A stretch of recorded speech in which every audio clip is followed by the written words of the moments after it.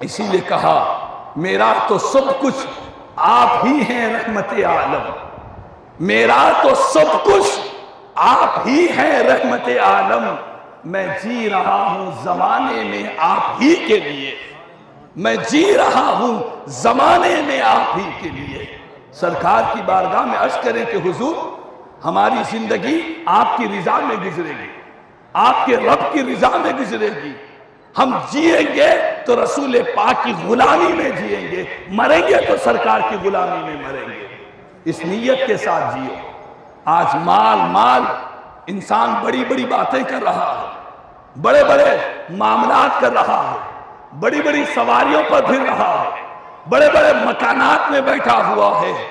اور انسان کو گھمنڈ فخر آ رہا ہے کہ دیکھو میں آج کیا ہوں، دیکھو میرے پاس کیا کیا ہے، میں کتنا بڑا مالدار ہوں، میں کتنا بڑا دولت مند ہوں، میں کتنا بڑا بزنس مین ہوں، میرے ایک اشارے پر فلاں آ جائے گا، میرے ایک حکم پر یہ ہو جائے گا، میرے ایک اشارے پر ایسا ہو جائے گا۔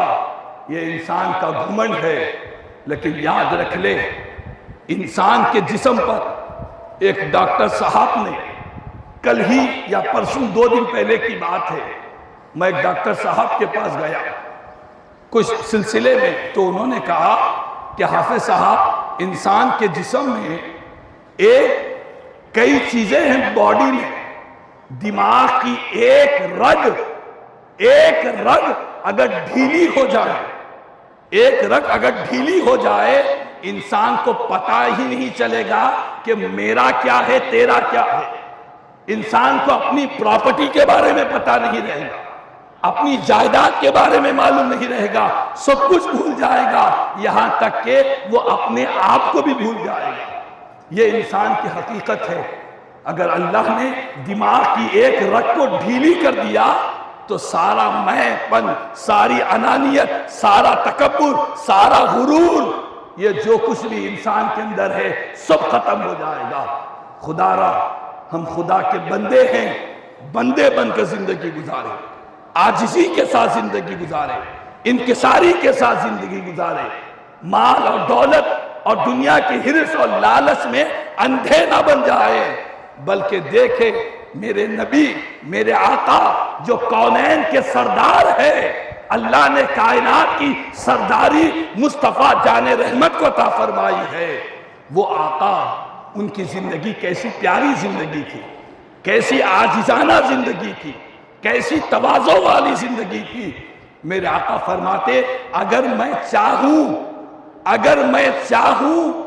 تو یہ احد کا پہاڑ سونے کا پہاڑ بن جائے، اگر میں چاہوں، میرے آقا فرماتے ہیں یہ دونوں پہاڑ سونے کے بن کر میرے ساتھ ساتھ چل جائے۔ ایسی شان والے آقا، ایسے مقام والے آقا، ان کی زندگی کا معاملہ یہ، وہ امیر ہو یا غریب ہو ہر ایک کو سینے سے لگا رہے ہیں، ہر ایک سے پیار سے بات کر رہے ہیں، ہر ایک سے محبت سے بات کر رہے ہیں۔ وہ آقا، ہم اس نبی کا کلمہ پڑھنے والے ہیں جو چلتے تو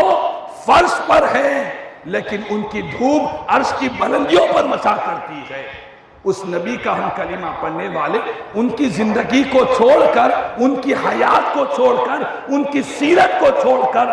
اگر ہم غیروں کا طریقہ اپنائیں گے تو پھر ہمارے لیے تباہی ہوگی، بربادی ہوگی، ندامت ہوگی، شرمندگی والی زندگی ہوگی۔ تو بہرحال باتیں تو بہت ہیں، عید کی جماعت کا وقت قریب آ رہا ہے، یہی گزارش کروں گا، آج قربانی دے رہے ہیں، قربانی میں غربا کا خیال کریں،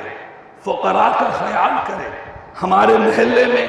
ہمارے رشتہ داروں میں، ہمارے پڑوسیوں میں، ہمارے دوستوں میں جن کے پاس قربانی نہیں ہو رہی ہے، پہلے ان تک قربانی کا گوشت پہنچائے۔